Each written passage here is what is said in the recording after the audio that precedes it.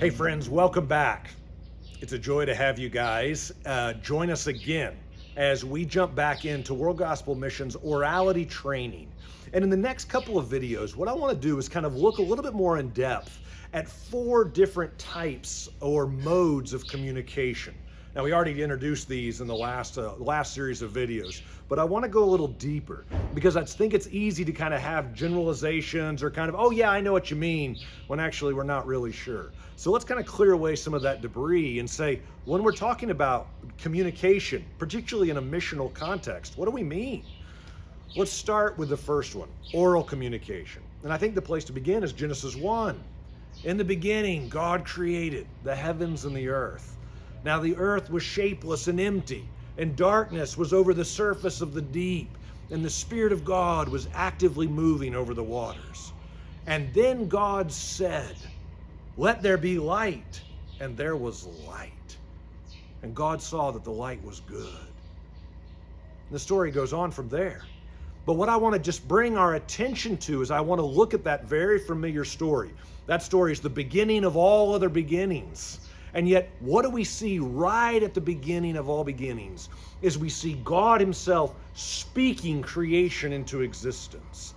There is something so fundamental about that. I think so oftentimes we miss it because there's a humility to the spoken word that we don't recognize or give credence to often enough. But God spoke creation into existence. And so our words, when we speak, there is a creative potential to them because we were made in His image. It's fascinating when Jesus comes. Jesus doesn't come in John 1. It's not in the beginning. John paraphrases Genesis. In the beginning, what? The image? The printed word? No, what is it? It's the Word. And I think what he's trying to say is he's trying to get at that back to the word that was spoken in Genesis. It's not a textual word, it's an embodied spoken word that brings new possibilities and new creations into existence. And I think when we talk about orality, we're trying to talk about that in and of itself.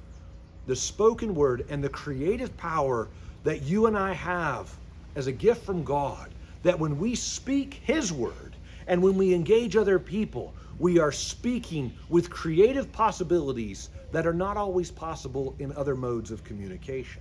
It's not that they're not there, but there is something about the oral, spoken, embodied word that is of credible and deep value. And I don't think we want to miss that or run right by that as we begin. So we're going to go ahead and stop there.